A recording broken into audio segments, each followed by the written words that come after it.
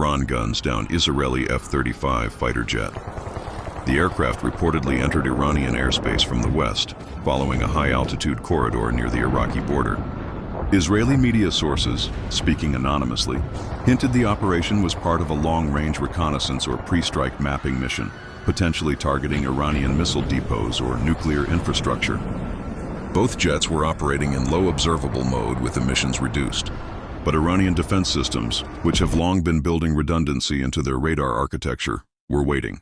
At 0312 IRDT, a passive radar net near Andameshk picked up a faint but trackable heat and radar anomaly at 48,000 feet. Within moments, an active lock was achieved by a third Khordad air defense battery, Iran's indigenous medium-range surface-to-air missile, SAM system, inspired by the Russian Buk platform, but heavily modified.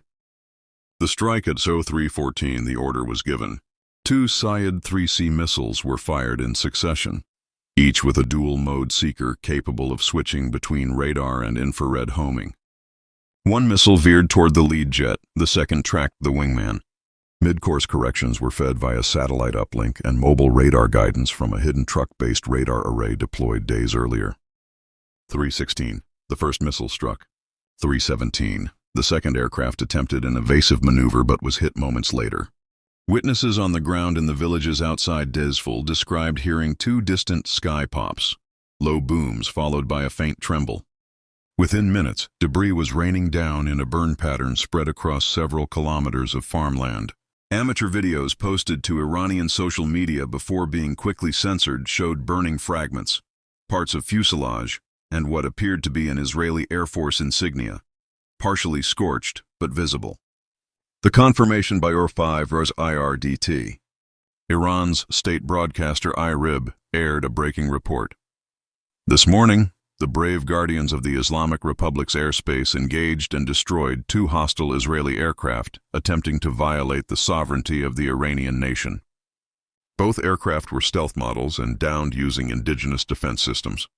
The skies above Iran are not a playground for aggression. An hour later, Iranian outlets released footage of the wreckage, including what they claimed were remnants of a Lockheed Martin avionics bay and ejection seat components bearing Hebrew markings.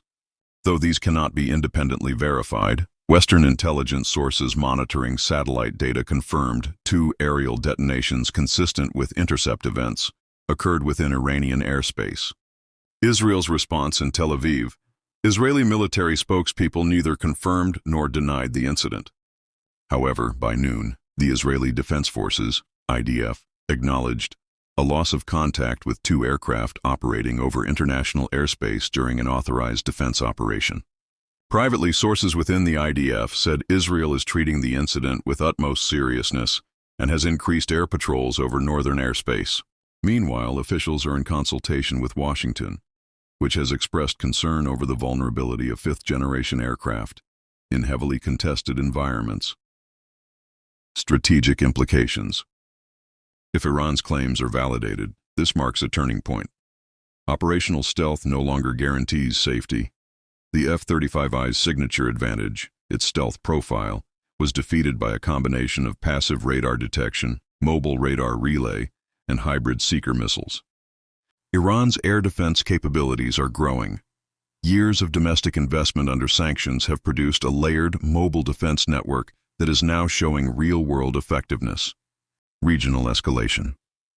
Likely, with tensions already high over Iranian presence in Syria and Hezbollah's rearmament in Lebanon, this incident raises the stakes dramatically. Global reaction: the United Nations has called for restraint. Russia praised Iran's sovereign defense capabilities.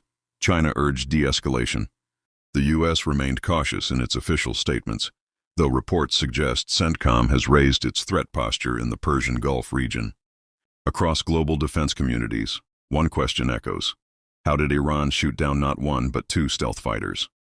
The answer lies in what many have long underestimated: Iran's strategy of asymmetric modernization, using mobility, layered detection, and hard-learned wartime adaptation.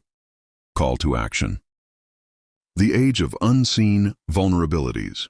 This incident must serve as a wake-up call, not just for Israel or the U.S., but for every nation depending on high-end aircraft in hostile skies. Air superiority is not absolute. Stealth must be paired with electronic discipline, layered awareness, and updated doctrine.